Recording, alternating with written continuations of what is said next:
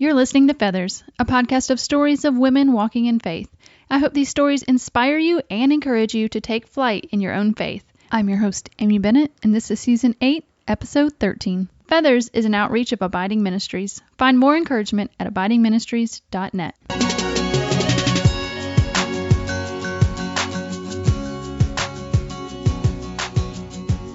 Well, hey friend, and welcome to Feathers today. This week, I am excited because today we have a guest that one of our listeners recommended. Marie Cherry is one of our most dedicated listeners, and I'm also lucky enough to call her a personal friend. She recommended that we have today's guest, Kara-Kae James.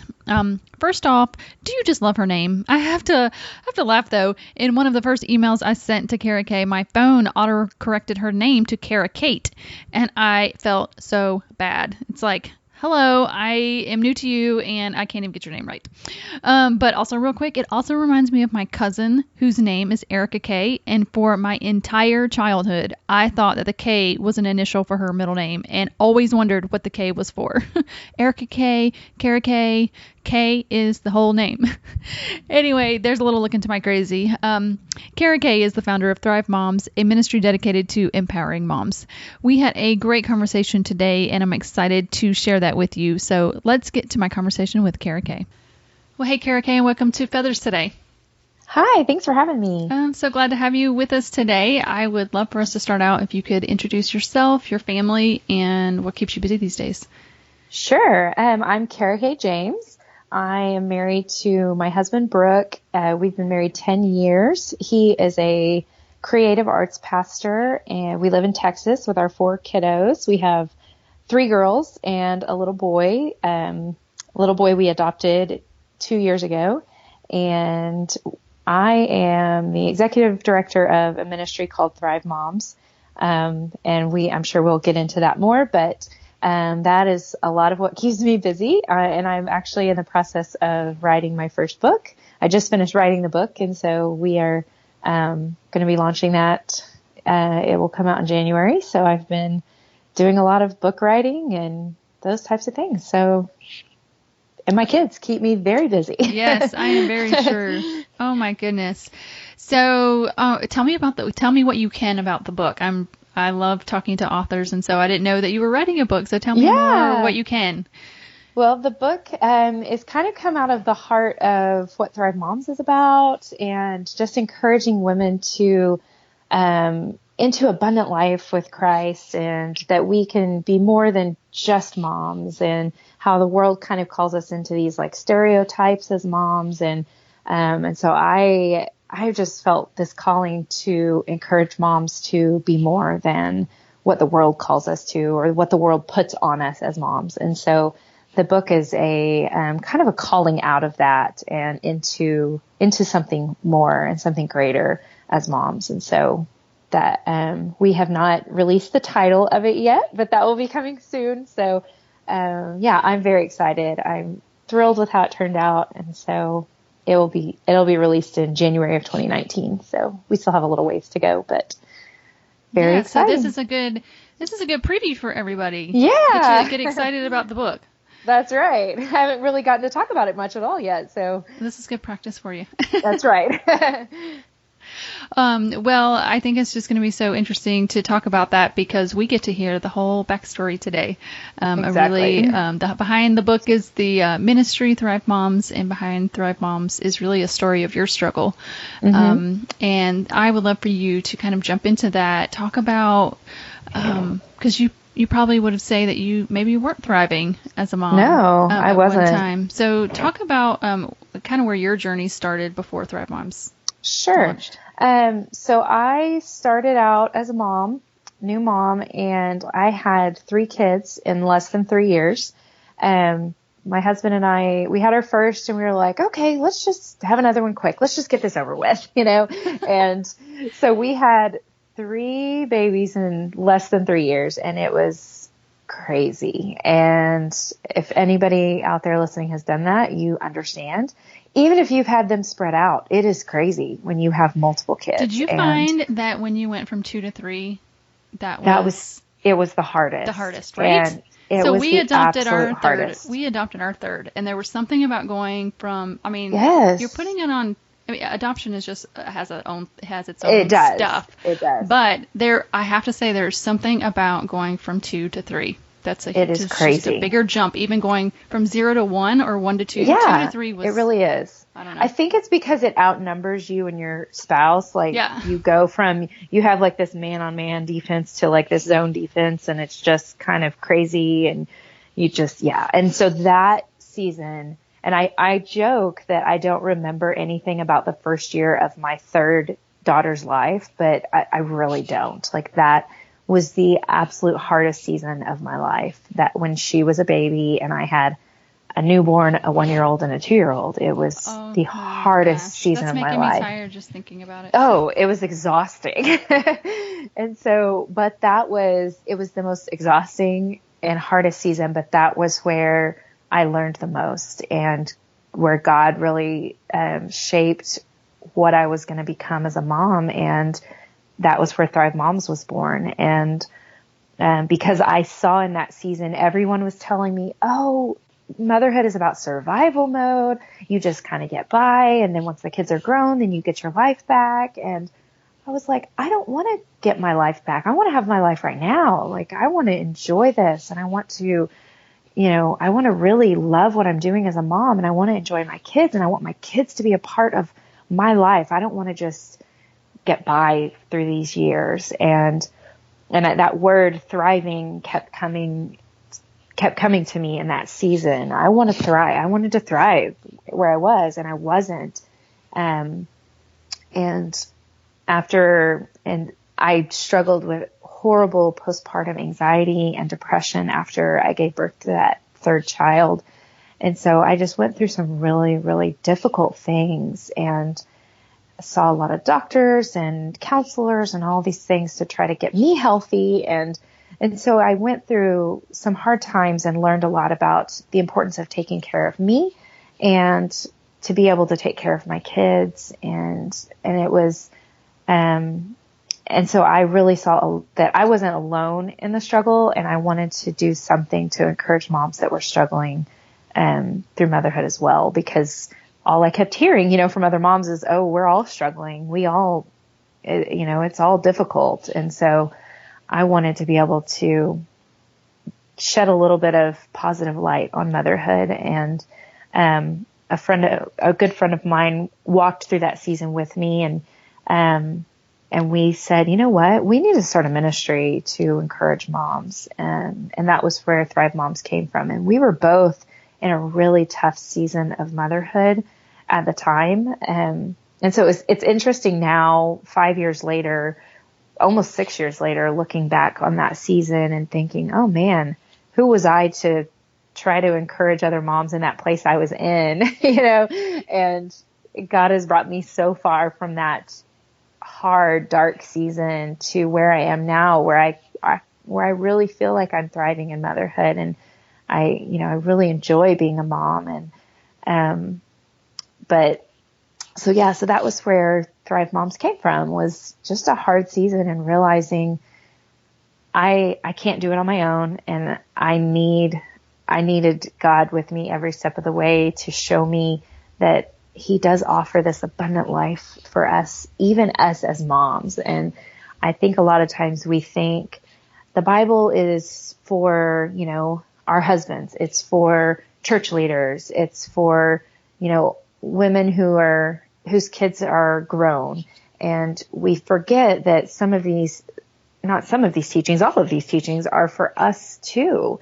And I was struggling with that, remembering that the words that Jesus spoke were for me at that point in my life, even when all I felt like I was doing was changing diapers and, going through all that. And even now that as my kids are a little bit older, still learning those same lessons, that it's more, my life is more than just dealing with the emotional stresses of, butting heads with my kids or, disciplining and all of those things, that learning about what it is to live in an abundant life daily with Him and showing that to my kids.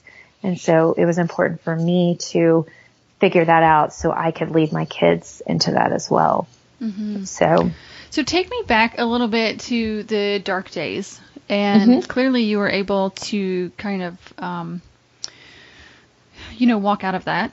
And I'm thinking about people that are listening that might be in that space where it's just really hard times and they're thinking thriving, like I'm barely surviving. Right. What were the steps that you took that broke you out of that? What were some of the first steps that maybe you took that others can take that can break them out of that? I think the first step was just admitting that there was something wrong and saying it's okay. It's okay that there's something wrong. I talk about this in my book.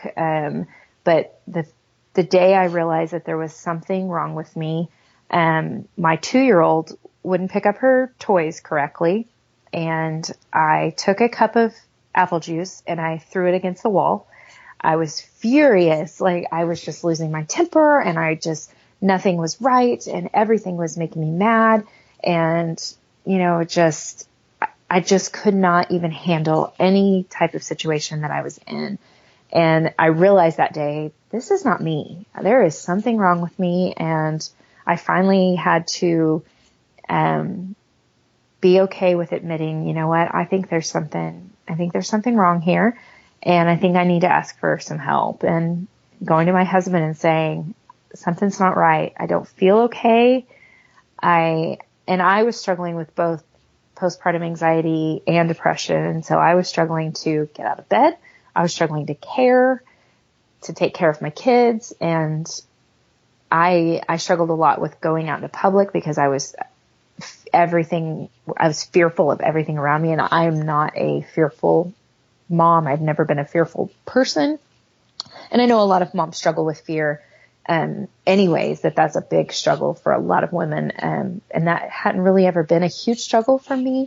And so I was facing all these new fears and all these new things that were kind of overtaking me. And so just finally, I just had to kind of let go of some pride and say, I can't do all of this and I need some help. And so I had to ask for help. And my husband, found a counselor for me to go to, and we went to the doctor and I got on medicine for probably a little over a year. I think I was on some medication to help, and we tried a lot of different things just to help me get healthy, and lots of supplements and different things. And, until I could finally get back to me, because my hormones were crazy. I had been pregnant or nursing and all those things for like almost 4 years. And so my body was so out of whack. And my doctor finally said, you need a break. Like your body needs to relax. You need to not have a baby for a while. And so thankfully we decided to adopt after that anyways. And so, but it really just took giving up some of my pride, because as a mom of all these babies, I felt like I got all this under control. I can handle all of this. And I felt very prideful of that. And so it just kind of took me saying, you know what, I'm just going to have to let go of some of these things. I'm going to have to invite some other people, invite my community in to help me. And they did. My friends came in and helped. And I had friends that would bring dinners over and come help me play with my kids and just help when I didn't feel like doing anything and couldn't manage to do anything. And so it really helped me through that season, being able to just say, I need help. And I think that's so interesting when you're feeling like that. I think a lot of times, I haven't been diagnosed with anything, but I think the best I can tell is those times, though, it's hard to bring people in because you feel like you can't take any other input into your life. Yes. Like, how could I manage more relationships when I can't even manage the relationships and the stuff that I have now? Why would it help to bring more people into the mix? Yeah. And what I found is I've just kind of had to tell people, I'm sorry that I'm not me right now. And I don't feel like sitting on the couch and having a conversation or going to dinner with you. But if you want to come play with my kids or you want to drop off something, great. I would, those types of things are helpful. If you have if somebody listening has a friend going through that, you can't really expect them to be themselves when they're going through a season like that. You just kind of have to understand that they can't manage that. And I mean, that's a great point, that it's hard for somebody to manage their own emotions when they're struggling with that kind of stuff, and then try to feel that burden of, oh, well, I have to like take care of all my relationships and all the other things as well. So, yeah. So you mentioned some of the things was letting go, and I'm just curious. You mentioned this new onslaught, or I think that's a word. Did I just make up a word? Yeah. I don't know. Maybe. Sure. It sounds great. Of fears and anxiety. Mm-hmm. So I'm wondering, as you've gone through counseling, you don't have to get too detailed, but I'm just wondering if there's kind of something that you learned that helped you let go of some of those fears. You know, the one really big takeaway I took from some counseling was that I don't have to be this perfect version of whatever I was trying to be. Because at the time, I had been blogging for years, and I had built this following online, and I had this like mommy blog and all these things, and I felt like I was supposed to be this like perfect mom, and that was something that I realized, like, I don't have to be whatever this version of myself that I've built up into my head to be, and it's okay to like not be whoever that was.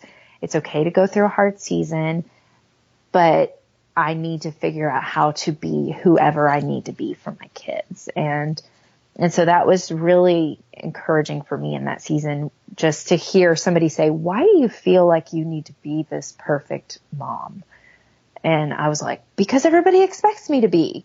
No, nobody expects you to be a perfect mom. Even your kids don't expect you to be a perfect mom. They just want, you to be there and love them and be the best you can be for them. And so that was some of the best advice that I got was, why? What makes you think you have to do all these things and try to accomplish every little thing that everybody else is doing that you're not meant to be doing? And so it gave me a lot of freedom as a parent, as a woman, as a wife, to realize, okay, what are my boundaries and what am I able to do? And what do I feel like, are the best things for me to do, especially in a hard season? And then when I got out of that season, what are the healthy things for me to do moving forward? So this is so interesting. I just had this conversation with a friend, I think yesterday. Yeah. We were talking about, expectations of ourselves, and like, where do we get those from? I mean, it's just, I think there's something to be said of culture around us, of the expectations. I think even in the Christian culture, right? There's expectations of being a mother, or if you're in the online space, what does it look like? And because I identified that, as a blogger, what does it look like even in the Christian subculture kind of thing? What does that look like? And what are those expectations? And at the end of the day, it's like, it really is us making up these own expectations. Like nobody cares. No, nobody's putting that on you. Nobody. It is, but it is interesting how we can build that up in our own minds, and yet it's just pretend. Like we can just let go. Unless that God has told you, this is something that you need to persist in, and is an expectation, because not even an expectation, but I think I see it as a gift. Sometimes God lays, gifts in your life that that gives you something to steward. And, but unless it's that, we can let go of so many of those expectations. Yes. And I think it's just being intentional about looking at it. It's like, why do I want to do that? And I think that's what counseling can do, is can bring that third party in to give you that third party lens of your life and say, why are you doing that again? What's going on here? Right. All right. Well, tell me a little bit more about how Thrive Moms progress. So you travel this season, you're letting go of some fears, you're, kind of getting back on track, you're getting help, you're getting this community. So how does Thrive Moms, you and your friend get together, decide you want to encourage moms? So where does that go?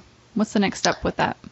So we decided, let's just let's start this thing. Let's just build a website and start some social media accounts and send out an email. So it kind of started with, let's send out an encouraging letter every week. So moms would have something to start their week with that would get them in the Word, that would get them, that they would be focused on what's important. And I kept, as a mom, I kept seeing all these things out there pointing my eyes in the wrong direction. And I wanted to put things, because we thought moms are already on the internet. Why not put encouraging things in front of them? And there wasn't very much of that back then when we started. There's a lot more of those types of things now, of online ministries. They've popped up over the years, which are great. Like my Instagram feed is filled with lots of beautiful, encouraging images and things. But when we started this, there wasn't much that was encouraging for moms. It was more like beating moms down, making fun of motherhood, in that aspect. And we were like, we want to really build moms up and tell them that they're doing a great job, that, hey, you did a great job today. Like, that was kind of our thing. Like, we just really want to build them up. And so we just launched this thing and invited some women to subscribe to our newsletter and just let's join us in this, thrive in motherhood with us. And it just started growing and growing. And so we started building teams, because we were like, okay, we're growing this ministry and we have more to do than we can manage. And so, about a year into the ministry, we just kept feeling like we wanted to encourage women to get more into their local communities with each other, because as much fun as the internet is, we wanted women to meet face to face. And so, we launched something we call Thrive Local. And it was really just to give women a space that was safe, that was encouraging, to come together and have time together as moms, whatever that looked like. If they were doing a Bible study, if they were just going to have coffee, if they were having a play date. And because we're a ministry for moms of all ages, our groups look different. Some of our groups are women that have young kids, and so they meet at a park and they, do that. Some of them have high schoolers, and so they meet when their kids are at school, and some of them are working moms, and so they meet in the evenings. And so, but now, several years later, after launching that portion of our ministry, we have over 200 groups around the world. We have groups in Australia and the UK and Mexico and Canada. And so we've got groups all over the place, that just come together and either study God's word or just do life together and, get together and remind each other that they're not alone. And it gives women a place to, find that community if they are struggling to find it in their local communities. And so we have a directory on our website that people can go if they live in, LA, they can look and find a group near them and connect with those women. So it kind of gives people places to connect, with local women. That is very cool. You've been able to go basically international with this. So do you guys have consistent format or curriculum that you go through together, or is it really free form depending on what group you're in? It had been pretty just free, and just in the last 6 months or so, we have launched a separate portion. So we have local community groups, and those are more of our more relaxed groups. But we've recently launched local chapters, and those are in partnership with local churches. We were getting a lot of churches reaching out, wanting resources and stuff from us, and we write Bible studies and have tons of Bible study resources that you can purchase on our website. But so we now have full curriculum that goes throughout a semester, that our chapters can do. And so we have churches now that have, groups that are called chapters, and they meet together and go through the curriculum. So, yeah. That's pretty incredible. It kind of reminds me of MOPS, but maybe for like Yeah. a longer stretch of motherhood. Exactly. So, and that was a lot of the thing. We would have churches reach out to us and say, hey, we have moms that are, that have kids that are older and they want something. And, so, our materials reach, everything is very just Bible based, and it's really getting into your Bible and studying, over different topics or different, books of the Bible type of thing. And so, nothing is really geared to, and a lot of times people hear, a mom's ministry, and they assume, that's gotta be for people with little kids. But even if you have a 15-year-old, you still need encouragement. You still need community. And so, yeah. And so who says that you don't need help when you have older kids? And so, I mean, we have like grandparents that come to our meetings and stuff to just get the help and encouragement that they need. So yeah, it's great for people of all ages. So. Well, that is very cool. So I'm just wondering, as you've kind of ministered to women throughout the years, what do you think is the biggest game changer for a mom to go from kind of surviving to thriving? Oh, that's a great question. Community, I think, is really important, because when we try to do it on our own, that's when the enemy can get in there and tell us, you're not doing a good job. You're terrible at this. But when we have those people surrounding us, reminding us how great we are at what we're doing and, walking through it with us, it helps us. And it's that accountability that we can have with other women, and that helps remind us what we're doing, why we're doing it. And that's a huge part of why we do all of our local groups, is because we want women to know the importance of walking through life with other women. And so, yeah, I would say that's a huge part of thriving. And, I think another part is being really intentional as a mom in figuring out what a lot of people say, like, stay in your lane, like maybe what your lane is. And we talked about that a little bit a minute ago, but set your own expectations, what you're good at, figure that out, and don't set crazy goals and things for yourself that you can't meet. Because if you are expecting yourself to, I always joke that I could never be a homeschool mom because I am a terrible teacher. and so I'm like, if I was to pull my kids out of school and try to homeschool them, I probably would not be a thriving mom. I probably would be struggling a lot, because I would be doing something that isn't really fitting of my gifts and personality. And so I would struggle in that. And so just figuring out what's really works for you and your kids specifically. And then really finding good rest to take care of you, to connect with, if you're married, to connect with your spouse well, to make sure that relationship is healthy.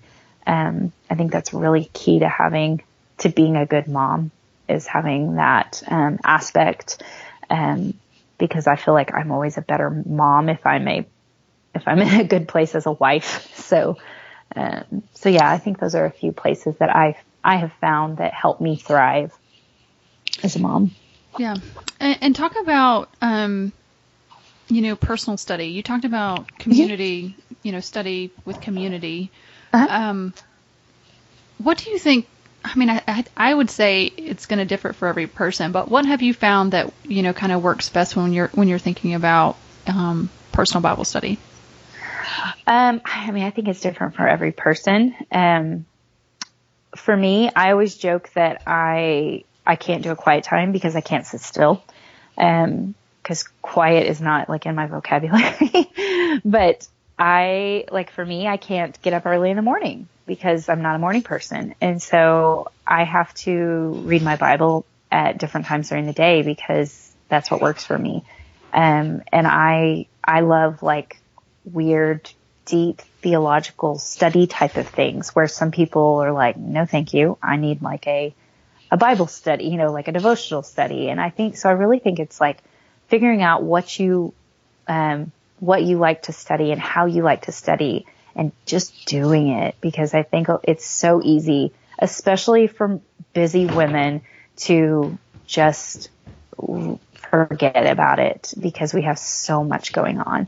And I think that is the key element for us to thrive, because I can always tell the days that I have not been in God's word are the days that I am a nightmare to my children, and I have no patience, and I am not a very nice wife. And, and so, I think it's really just taking that time, figuring it out, what works for you, and making it happen. Yeah. And I think too, isn't it so easy to get in a rhythm of one or the other? Yes. It feels like to me, it goes in seasons. Like there'll be some seasons where I'm like every day doing the same thing. I'm going through a study and things are good. And then, you miss a couple times, and then it's so easy to kind of get off track. It is. And it's hard to get back on after you're out of the rhythm of doing it. I think it's one of those things that, like right now, I've been, just the last 6 months or so, I've been reading through the New Testament, just not doing a a specific study, just reading through.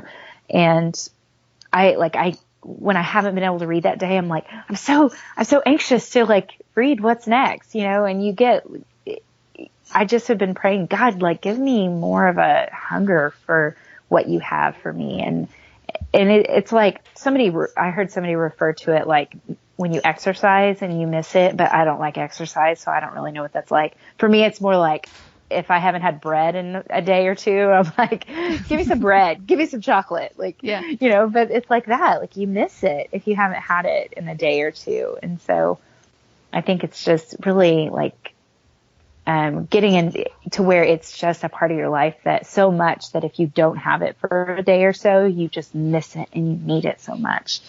Yeah. And I think that's really important. One of the things that I've talked about before from out of Psalm 1 is, just the desire, and that when we don't have the desire, that we can pray for it. So, yes. I think we do naturally what we desire to do. I mean, it's just it's just the way we are. Wherever our heart, is desiring, that's where we tend to go. And if we don't have that desire to have that time, I think that's where we start. We just start for the desire, to hunger for that.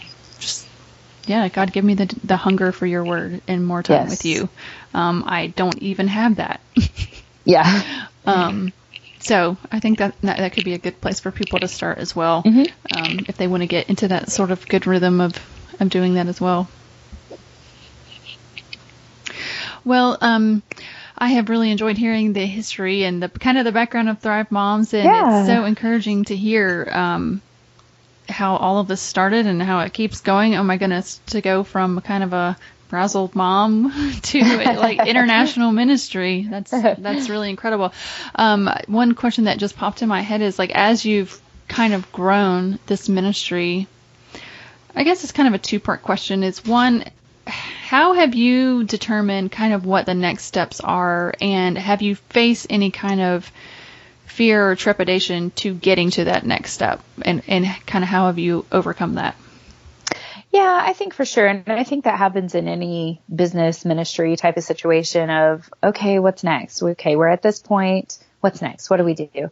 And we're in a really fun season right now because, my book, I just wrote a book, and then, our community director, her name is Allie, her and I are going to be writing some Bible studies that will be published after the book comes out. And so we have some really neat things that are going to be hitting bookstores nationwide. And so that, those types of things are fun. So we're in such a neat season to just widen our reach, to reach moms. Because there are some books out there for moms, but actual Bible studies for moms specifically are lacking, and so that are in, bookstores.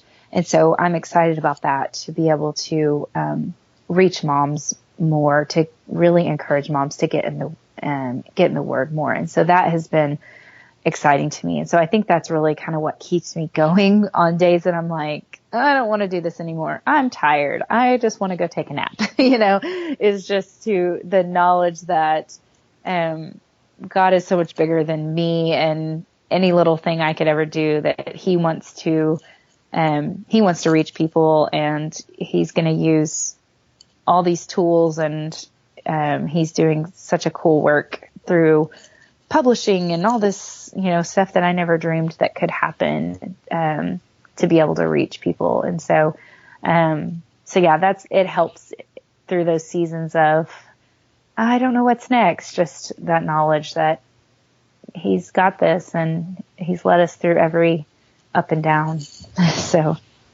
yeah, it sounds like it's really just it takes a looking back to see how faithful he's been. Absolutely. And then to remember that he will be there even when it's hard. Yeah. He'll get you through it. Yeah.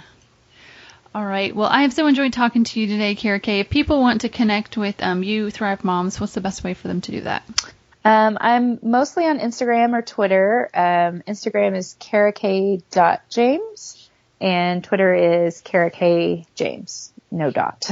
And then Thrive Moms is, we're mostly on Instagram and Facebook, and that's at Thrive Moms. Good deal. All right. Well, I am excited for people to check that out more, and really excited about your book coming up. So we're going to have to get connected and keep our eyes out for when all that pre-order and everything is ready. Yeah. All right, Kara-Kae, thanks again. Thank you for having me. Well, I hope you enjoyed that conversation with Kara-Kae. If you have listened to the last few episodes, I wonder if you are as surprised as I am that community came up again as a theme. We talked about hospitality with Jen Schmidt 2 weeks ago, and then with Kristen Kill, it came up as a major theme with them when she lived in New York City. And here we are again talking about it with Kara-Kae in regards to motherhood. And to be clear, I did not plan that out at all. So it amazes me that it continues to come up. And I think I said it last week, but it definitely is something that God must be trying to highlight as a message to us. So I have to wonder, especially in the context of motherhood, if you're a mother, what would it look for you moms out there to step into community a little more? I know for me, community has been a big theme for me, probably the past 6 months or so. And I have found that if I want community, I just cannot wait around for it. It's just not going to happen if I am not intentional in it. And I had to be super prayerful and super intentional about making and keeping connections with people. So maybe your next step is just sending a text to that one person you've been meaning to get together with for coffee. But maybe your next step is finding one of these groups through Thrive Moms in your area. So I hope you take just a few minutes, even as here we finish up, just think about what your next step could be in regards to community. Another thing I was encouraged with there at the end is just the reminder that when we're having trouble moving forward in our next step, sometimes the best thing we can do is to actually look back. I know some people say put the past behind you to move forward, and certainly that is appropriate in some scenarios. But I think we can all get better at honoring the past and remembering how God has been faithful in past experiences. And maybe you don't see it in your own life. And so you say, how do I do that? Maybe there's someone else's story you can point to and say, I can definitely see that God was faithful to them. And of course, there are so many places in the Bible where we can reference where God was faithful to his people. Just in the history of Israel as a nation, how he was faithful to them, even when they were not faithful to him. I mean, God's character itself calls him to be faithful. So we can rely on his word for that truth. So I'm just thinking, maybe if you're struggling with taking your next step, perhaps that's something you need to meditate on. Find some scriptures that have words about God being faithful, and just ask the Lord to teach you in this season how faithful he is. Well, guys, I hope this was encouraging for you. As always, we'd love for you to share this episode. You can find it on social media, on Instagram or Facebook, on our accounts, Abiding Ministries. All right, friends, that is it for this week. We will see you next week on Feathers.